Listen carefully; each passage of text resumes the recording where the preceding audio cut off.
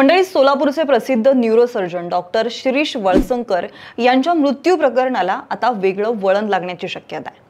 त्याचं कारण म्हणजे काल रात्री 11 ते 12च्या दरम्यान ज्या महिलेला वळसंकर यांच्या मृत्यू प्रकरणात जबाबदार धरून पोलिसांनी अटक केलेली होती, त्या महिलेला आज कोर्टामध्ये हजर करण्यात आलं।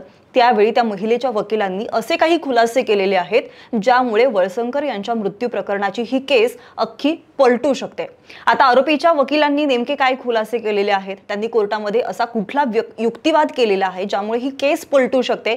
दुसरी गोष्ट म्हणजे आधीच वळसंकर यांच्या अशा पद्धतीने जाण्यामुळे वैद्यकीय क्षेत्रात खळबळ उडाली आहे। दुसरीकडे त्या महिलेवरून आता वेगवेगळी शंका उपस्थित केली जाते आहे। वकिलांनी नेमकं काय म्हटलंय आणि ही केस कशा पद्धतीने पलटू शकते, सविस्तर पाहूयात या व्हिडिओच्या माध्यमातून। नमस्कार, मी मयुरी कराडे आणि तुम्ही पाहताय विषयच भारी।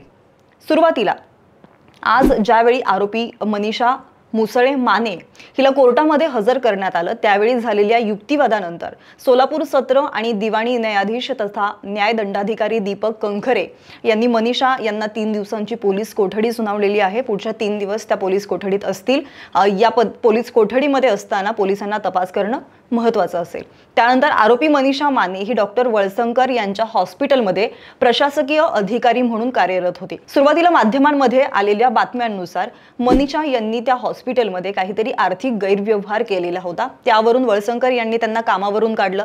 त्यानंतर मनीषा यांनी वळसंकर यांना स्वतःच्या जीवाचं काहीतरी बरं वाईट करून घेऊ अशी धमकी दिलेली होती। या धमकीनंतर पुन्हा एकदा वळसंकर यांनी त्यांना कामामध्ये रुजू केलं आणि त्यानंतर वळसंकर यांनी हा टोकाचा निर्णय घेतला, स्वतःला संपवण्याचा निर्णय घेतला। आता यामध्ये आरोपीच्या वकिलांनी जो युक्तिवाद केलेला आहे त्या युक्तिवादामध्ये एका मेलचा समावेश आहे। त्या मेलमध्ये आरोपीने म्हणजेच मनीषा यांनी एक वळसंकरांना मेल पाठवलेला होता। हा मेल पगार कपातीच्या संदर्भात होता। त्या मेलमध्ये मनीषा यांनी माझी पगार कपात करू नका, कोणाचं तरी ऐकून तुम्ही पगार कपात करत आहात, हे योग्य नाही असं म्हटलेलं होतं। जर तुम्ही माझी पगार कपात केली तर मी माझ्या जीवाचं काहीतरी बरं वाईट करेल असा मेल त्यांनी वळसंकरांना पाठवलेला होता। त्यानंतर दुसऱ्या दिवशी वळसंकर आणि त्यांची पत्नी त्या महिलेला भेटल्या, त्यांच्याशी चर्चा झाली। त्या चर्चेमध्ये त्या महिलेने वळसंकरांची माफी सुद्धा मागितली आणि त्यानंतर पुन्हा एकदा त्या कामावरती रुजू झाला आणि त्यानंतर जाऊन वळसंकर यांनी स्वतःच्या जीवाचं बरं वाईट केलेलं आहे। आरोपीच्या वकिलांनी नेमकं काय म्हटलेलं आहे, कोर्टामध्ये काय युक्तिवाद केलेला आहे ते सुद्धा पाहूयात। तर आरोपीचे वकील म्हणतात की पोलिसांकडून जाणीवपूर्वक मनीषा यांना या प्रकरणामध्ये गोवण्यात येत आहे। पगार कपात केल्यानंतर मनीषा यांनी डॉक्टर वळसंकर यांना पगार पूर्ण न मिळाल्यास स्वतःच्या जीवाचं काहीतरी बरं वाईट करेल असा मेल लिहिला। हा मेल आल्यानंतर डॉक्टर वळसंकर आणि त्यांच्या पत्नीने त्यांना हॉस्पिटलमधून बोलावून चर्चा केली। यावेळी मनीषा यांनी माफी मागितली। डॉक्टर वळसंकर हे प्रख्यात डॉक्टर होते। पगार कपात केल्यानं नाराज झालेल्या कर्मचाऱ्याच्या एका मेलमुळे ते टोकाचं पाऊल उचलणार नाहीत असं त्या वकिलांनी म्हटलेलं आहे आणि त्यामुळे या प्रकरणात आणखी काही गोष्टी असण्याची शक्यता असल्याचा दावा सुद्धा आता त्या आरोपी महिलेच्या वकिलांनी केलेला आहे आणि त्यामुळे या प्रकरणातील वस्तुस्थिती नेमकी काय आहे, ती जी वेगळी आहे ती वस्तुस्थिती पोलिसांनी बाहेर येऊ न देण्यासाठी त्या महिलेला अटक केली असावी असाही संशय त्यांनी व्यक्त केलेला आहे। आता कोर्टामध्ये झालेल्या युक्तिवादानंतर आरोपीच्या वकिलांनी बाहेर येऊन माध्यमांशी संवाद साधला। यावेळी ते माध्यमांना काय म्हणालेत त्यावर देखील एक नजर टाकूयात। प्रशांत असं म्हणालेत की 17 तारखेला आरोपी महिलेनं एक मेल डॉक्टर शिरीष वळसंकर यांना केलेला होता। त्यामध्ये तिने असं सांगितलं होतं की माझी पगार कपात केली जात आहे, काही व्यक्तींचं ऐकून त्यांच्यावरती आरोप केले जातात, अधिकार कमी केले जात आहेत। या संदर्भात तिने एक तक्रार केलेली होती। या मेलच्या अनुषंगानं डॉक्टरांनी दुसऱ्या दिवशी तिला बोलावून घेतलं। त्या महिलेने मेल करून चूक झालीये माझी अशी कबुली सुद्धा दिलेली होती।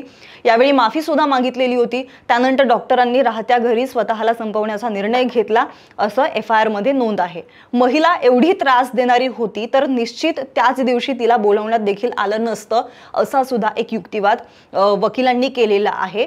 यामध्ये वकील प्रशांत यांना असं म्हणायचं आहे की ती महिला एवढी पॉवरफुल असती तर ती त्या हॉस्पिटलमध्ये गेली नसती किंवा तिला तिथे बोलवण्यात आलं नसतं, मात्र तिला तिथे बोलवण्यात आलं, तिच्याशी चर्चा केली गेली आणि यानंतर हा सगळा मॅटर सॉल्व्ह झालेला होता, तिथे सेटलमेंट सुद्धा झालेली होती असा एक शब्द सुद्धा आता वकिलांनी वापरलेला आहे। त्यानंतर दोन्ही बाजूचा युक्तिवाद झाल्यानंतर न्यायालयानं मनीषा यांना 3 दिवसांची पोलीस कोठडी सुनावली आहे। जेव्हा कोठडी संपेल तेव्हा आम्ही जामिनासाठी अर्ज करू। मनीषा माने यांच्यावरती एकही गैरव्यवहाराचा आरोप नाहीये।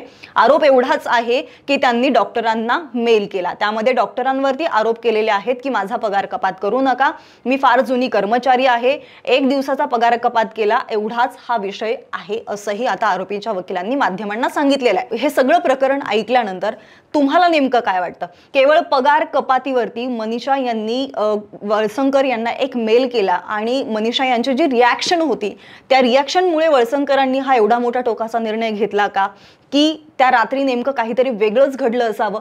तुम्हाला नेमकं काय वाटतंय कमेंट करून नक्की कळवा. आणि ही माहिती आवडली असेल तर व्हिडिओला लाईक करा, शेअर करा, सोबतच आपल्या विश्वासवाहिनीला सबस्क्राईब करायला विसरू नका. धन्यवाद.